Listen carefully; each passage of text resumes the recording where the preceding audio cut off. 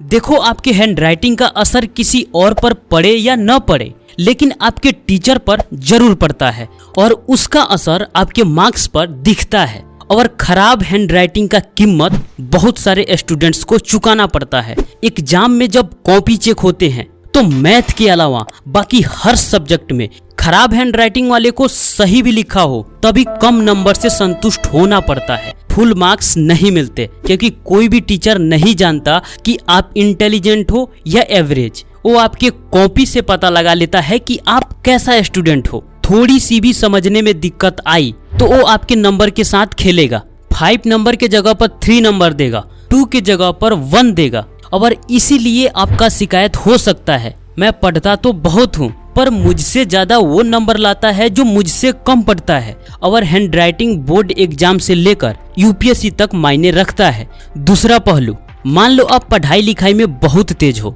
Intelligent हो, लेकिन handwriting खराब है तो क्लास में आपके रुतबे पर एक दाग की तरह है। बहुत तेज होते हुए भी जब आप किसी को कुछ लिख कर देते हो या किसी के सामने लिखते हो तो वो आपको डल और पढ़ाई लिखाई में कमजोर समझेंगे। तो आप हर जगह ये थोड़े ही बताते फिरोगे कि मेरी हैंडराइटिंग खराब है तो क्या हुआ, मैं तो पढ़ाई लिखाई में तेज हूँ। नहीं ना, हैंडराइटिंग अच्छी है तो आप कुछ सब्जेक्ट में दूसरों से ज्यादा स्कोर कर सकते हो, आपका नंबर नहीं कटेगा। तो कुल मिलाकर एक अच्छी हैंडराइटिंग पर हमें काम करना है, जिसका फायदा तो बहुत है पर नुकसान बिल्कुल नहीं। बस इसमें आपके एंजॉय का टाइम लग सकता है। तो अब आप कुछ ऐसे इंपॉर्टेंट टॉपिक्स को जानोगे जिसे फॉलो करने के बाद आपकी हैंडराइटिंग बहुत जल्द बेहतर बन जाएगी। Number 1, analyse your handwriting. क्या आप टेढ़े मेढ़े लिखते हो? क्या आप ऐसा लिखते हो जिसे पढ़ने और समझने में दूसरों को मुश्किल होती है, दिखने में अच्छा नहीं दिखता? क्या आप तिरछा लिखते हो सकता है कि आप एक लाइन राइट हैंड की तरफ झुकाकर लिखते हो और दूसरी लाइन लेफ्ट हैंड की तरफ झुकाकर लिखते हो, या सीधा लिखते हो। तो इस तरह हैंडराइटिंग सही होने के बावजूद भी आपका पेज अच्छा नहीं दिखता। तो आप जैसा भी लिखो, राइट हैंड की तरफ झुकाकर या लेफ्ट हैंड की तरफ झुकाकर या बिल्कुल सीधा, सभी लाइन एक दूसरे के सिमिलर होना चाहिए।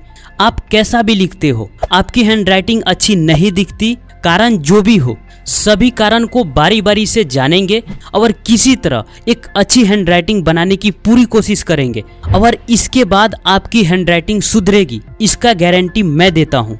बस अपनी लिखावट को एक बार समझ लो और बताए गए टिप्स को फॉलो करो। Number 2, alphabet practice. क्योंकि लेटर से वर्ड बनते हैं और वर्ड से सेंटेंस बनते हैं और सेंटेंस से लाइन बनते हैं और लाइन से पेज बनता है। तो अगर लेटर सही नहीं है तो हैंडराइटिंग सही नहीं हो सकता। तो सबसे पहले एक एक लेटर का प्रैक्टिस करना है। अल्फाबेट में जितने भी लेटर्स आते हैं, अ से लेकर अह तक और क से लेकर ज्ञ तक और इंग्लिश में ए से लेकर जेड तक, एक बार सबको लिखो और उसमें से फाइंड आउट करो कि आप कौन कौन से लेटर अच्छा लिख रहे हो और कौन कौन से लेटर खराब, जिसे आपको सुधारने की जरूरत है।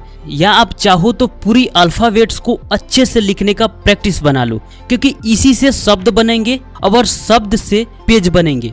देखो, अगर लेटर्स को अच्छे से बनाने की प्रैक्टिस कर ली तो फिर हैंडराइटिंग सुधारने में बिल्कुल समय नहीं लगेगा। तो आप सीधी लाइन और गोलाकार अक्षर को बनाने के लिए कम से कम 10 से 15 दिन प्रैक्टिस करो। जब ये अच्छे से दिखने लगे तो फिर आपको वर्ड्स को लिखकर प्रैक्टिस करनी है।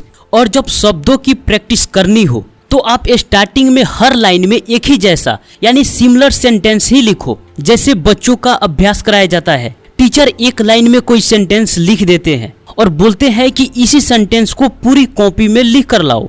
इससे पता चलेगा कि आप हर सेंटेंस को एक जैसा लिख पा रहे हो कि नहीं और धीरे धीरे आपकी हैंडराइटिंग अच्छी हो रही है कि नहीं। तो आपको भी थोड़े समय के लिए बच्चों की तरफ प्रैक्टिस करना पड़ेगा। फिर उसके बाद आप बुक से सहारा ले सकते हो और अपने कॉपी में उसे सेम टू सेम नोट करो और ऐसा लगातार करो। Number 3, correct rules of writing. इसमें टोटल 4 पॉइंट हैं, सबको ध्यान में रखो। Point number 1, gap maintain. आप जो भी शब्द लिखते हो सबसे पहले एक और दूसरे शब्द के बीच में एक निश्चित दूरी बनाए रखो। अगर डिस्टेंस मेंटेन नहीं रखोगे तो पहले ही आपकी हैंडराइटिंग बकवास दिखेगी।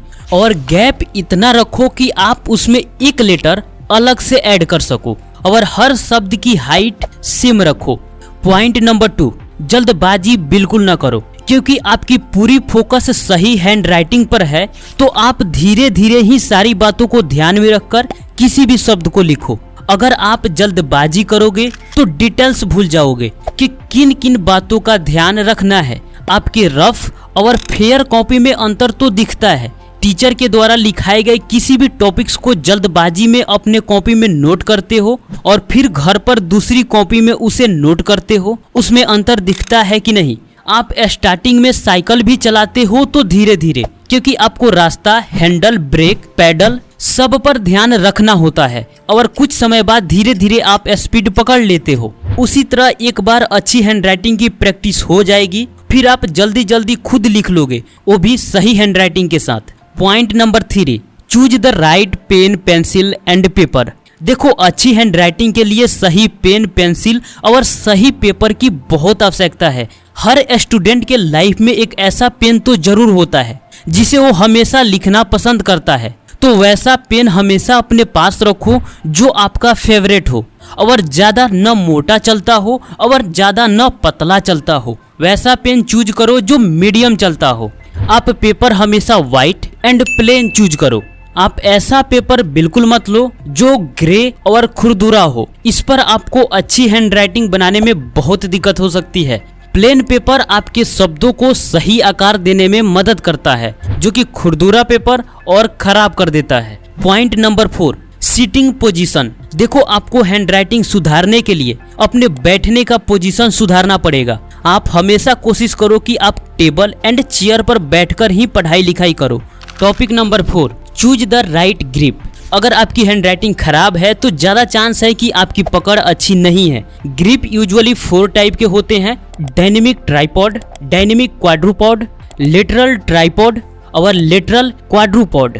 इसमें से किसी भी टाइप के ग्रिप हो, पर आपको ज़्यादा टाइट या ज़्यादा लूज नहीं पकड़ना, नहीं तो फिंगर जल्दी थक जाएगी या तो आप अच्छे से लिख नहीं पाओगे। तो आपकी पकड़ नॉर्मल होनी चाहिए और पेपर पर पेन से और पेन पर फिंगर से प्रेशर बिल्कुल नहीं डालना है, नहीं तो नेक्स्ट पेज में वर्ड दिखने लगेंगे, इससे नेक्स्ट पेज भी खराब होगा और फिंगर्स जल्दी थक जाएगी। तो आप इनमें से किसी एक ग्रिप को चूज करो।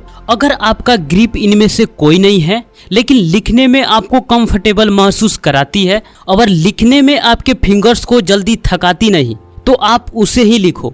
लेकिन अगर वो आपके फिंगर्स को जल्दी थका देती है तो आप डायनेमिक ट्राइपॉड ग्रिप को ट्राई कर सकते हो। और सबसे ज़्यादा लोग इसी ग्रिप को यूज करते हैं क्योंकि ये बहुत आसान है और इस ग्रिप का स्पीड सबसे फास्ट भी है।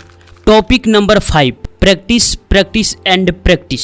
अगर आप सच में सीरियस हो अपने हैंडराइटिंग को सुधारने के लिए तो आप डेली कम से कम 15 से 20 मिनट प्रैक्टिस करो, क्योंकि हैंडराइटिंग 2 दिन में नहीं सुधरता, इसमें टाइम लगता है। आपका डाउट क्लियर भी कर दूं कि हैंडराइटिंग सुधारने में कितना वक्त लग सकता है। तो अगर आपका हैंडराइटिंग थोड़ी सी खराब है तो रेगुलर 10 से 15 दिन लग सकते हैं। अगर ज़्यादा खराब है तो 1 महीने के अंदर आपका हैंडराइटिंग 50 से 70% तक सुधर सकती है। 1 महीने के बाद आपकी हैंडराइटिंग अच्छी होने लगती है और आप धीरे धीरे अपनी अच्छी हैंडराइटिंग का मजा ले सकते हो।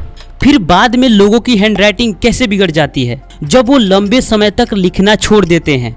आप अपने मम्मी पापा की हैंडराइटिंग देखकर समझ सकते हो, इसलिए बोल रहा हूँ कि प्रैक्टिस करनी पड़ेगी और प्रैक्टिस के आगे दुनिया का कोई भी काम टिक नहीं सकता। ठीक वैसा ही जैसे आप स्विमिंग करने की सारी टेक्निक जान ली, प्रिकॉशंस भी जान ली, पर जब तक स्विमिंग पूल में उतरोगे नहीं, प्रैक्टिस करोगे नहीं, तब तक सीखोगे नहीं। तो प्रैक्टिस आज से स्टार्ट कर दो। अगले महीने कमेंट बॉक्स में जरूर बता देना कि आपकी हैंडराइटिंग कैसी है। तो कैसा लगा वीडियो कमेंट बॉक्स में जरूर बताना। मिलते हैं आपसे फिर अगले वीडियो में, तब तक के लिए आपका धन्यवाद।